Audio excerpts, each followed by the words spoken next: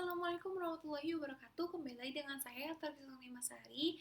Di sini saya akan membahas tentang bab 7 yaitu mengenai pengembangan sistem. Langsung saja ke poin yang pertama ada pendekatan sistem. Pendekatan sistem yaitu serangkaian langkah-langkah pembacaan masalah yang memastikan bahwa suatu masalah telah dipahami, solusi-solusi alternatif telah dipertimbangkan, dan bahwa solusi yang dipilih itu dapat berhasil. Yang ke urutan langkah yang pertama, upaya persiapan. Langkah yang pertama ada melihat perusahaan sebagai suatu sistem. Dapat terlaksana dengan menggunakan model sistem umum sebagai pola. Yang kedua ada mengenal sistem lingkungan. Ada 8 unsur lingkungan dapat memberikan suatu cara yang efektif dalam memposisikan perusahaan sebagai suatu sistem dalam lingkungannya. Langkah yang ketiga ada mengidentifikasi subsistem perusahaan. Bentuk termudah yang dapat dilihat oleh manajer adalah area-area bisnis.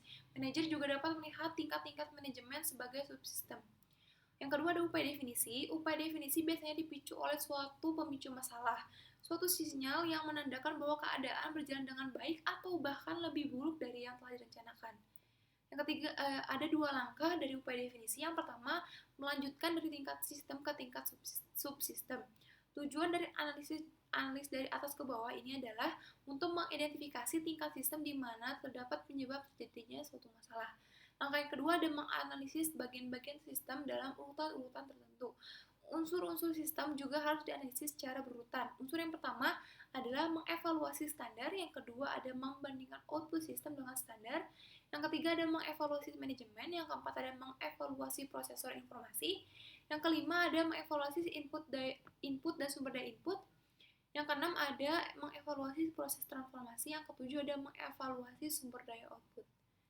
Yang ketiga ada upaya solusi, langkah yang keenam ada mengidentifikasikan solusi-solusi alternatif, yang ketujuh ada mengevaluasi solusi-solusi alternatif tersebut, yang kedelapan ada memilih solusi yang terbaik. Menurut Henry Mintzberg ada 3 cara yang dilakukan manajer dalam memilih alternatif yang terbaik. Yang pertama ada analisis, yang ketiga ada pertimbangan, yang kedua ada pertimbangan, yang ketiga ada tawar-menawar.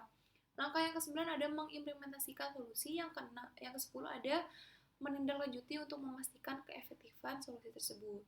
Yang kedua ada siklus hidup pengembangan sistem. Pendekatan sistem adalah sebuah metodologi yaitu cara yang direkomendasikan dalam melakukan sesuatu. Siklus hidup pengembangan sistem atau System Development Life Cycle atau SDLC adalah aplikasi dari pendekatan sistem bagi pengembangan suatu sistem informasi.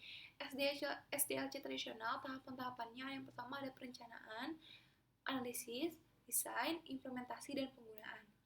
Berikut adalah ilustrasi dari sifat melingkar dari siklus hidup. Ketika sebuah sistem telah melampaui masa manfaatnya dan harus diganti, satu siklus hidup baru akan dimulai dengan diawali oleh tahap perencanaan.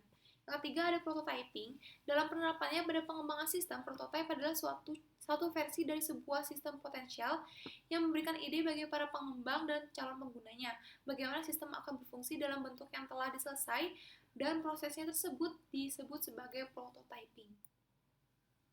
Terdapat 2 jenis prototype. Yang pertama ada prototype evolusioner, yang dimana terus-menerus disempurnakan sampai memiliki seluruh fungsionalitas yang dibutuhkan pengguna dari sistem yang baru. Ada 4 langkah pembuatan. Yang pertama mengidensifikasikan kebutuhan pengguna.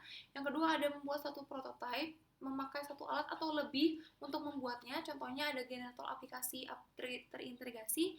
Yang kedua ada toolkit prototyping. Yang ketiga ada menentukan apakah prototype dapat diterima. Yang keempat ada menggunakan prototype.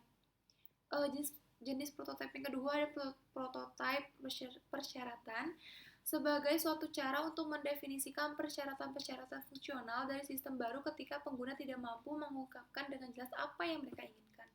Langkah pembuatan dari 3 langkah pertama sama dengan langkah dalam membuat prototype dari evolusioner yang sebelumnya tadi. Langkah yang selanjutnya ada membuat kode sistem baru. Yang kelima ada menguji sistem baru.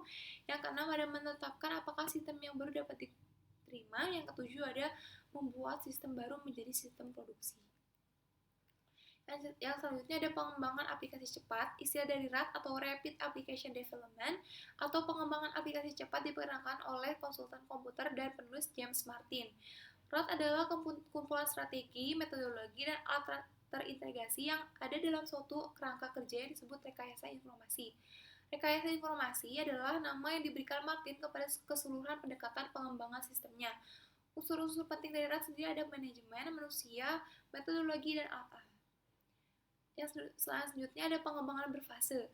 Adalah suatu pendekatan bagi pengembangan sistem informasi yang terdiri atas 6 tahap, yang itu pertama investigasi awal yang bertujuan untuk mempelajari organisasi dengan masalah sistemnya. Yang kedua ada analisis, yang ketiga ada desain, yang keempat ada konstruksi awal, membuat dan menguji perangkat lunak dan data untuk setiap model sistem dan mendapatkan umpan balik dari para pengguna.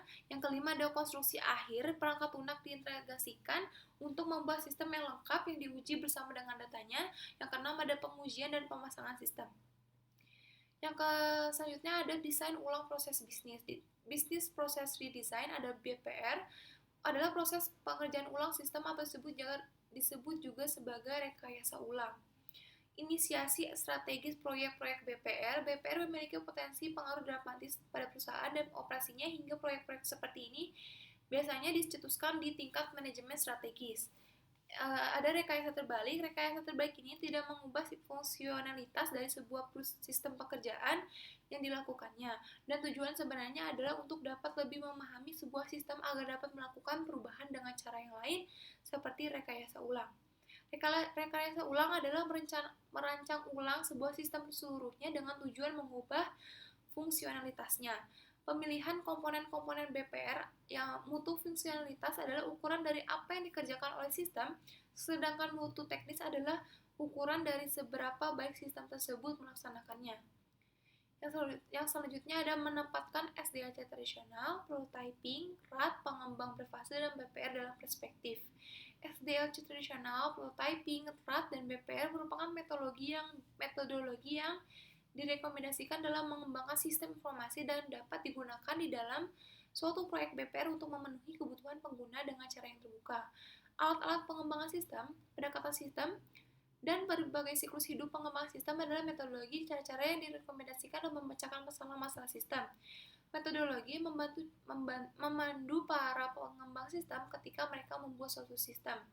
Pendekatan yang dipicu oleh data dan dipicu oleh proses. Tahun-tahun awal pengembangan, hampir seluruh perhatian diberikan ke proses-proses yang akan dikerjakan oleh komputer.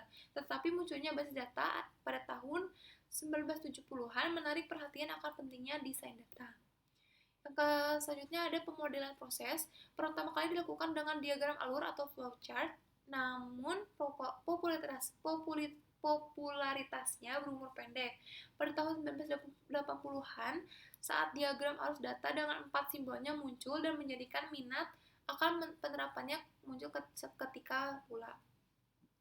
Diagram arus data atau data flow diagram atau DFD adalah penyajian grafis dari sebuah sistem yang mempergunakan 4 bentuk simbol untuk mengilustrasikan bagaimana data mengalir melalui proses-proses yang saling terhubung. 4 simbol tersebut mencerminkan unsur-unsur lingkungan dengan mana sistem berinteraksi. Yang kedua ada proses, yang ketiga ada arus data, yang keempat ada penyimpanan. Diagram arus data bertingkat atau level data flow diagram, tambahan DFD yang dapat digunakan untuk menghasilkan dokumentasi dengan tingkat lebih ringkas dan lebih terperinci. Sebuah diagram yang mendokumentasikan sistem pada tingkat yang lebih ringkas disebut dengan diagram konteks atau konteks diagram. Sebuah diagram yang memberikan lebih banyak detail disebut dengan diagram nomor N. Diagram konteks atau konteks diagram adalah diagram ini terdiri atas satu simbol proses tunggal yang melambangkan keseluruhan sistem. Diagram ini menunjukkan arus data yang mengarah dan keluar dari terminator. Sedangkan diagram nomor N mendokumentasikan suatu proses dari sebuah DFD dengan tingkat detail yang lebih besar. N melambangkan nomor proses pada tingkat yang lebih tinggi dari sesuatu yang sedang didokumentasikan. Yang selanjutnya ada kasus penggunaan, adalah uraian naratif dalam bentuk kerangka dari dialog yang terjadi antar sistem primer program komputer dengan sistem sekunder atau orang yang berinteraksi dengan komputer. Kapan menggunakan diagram arus data dan kasus penggunaan? Diagram arus data dan kasus penggunaan seringkali dibuat selama tahap-tahap investigasi awal dan analisis dari metodologi pengembangan berfase.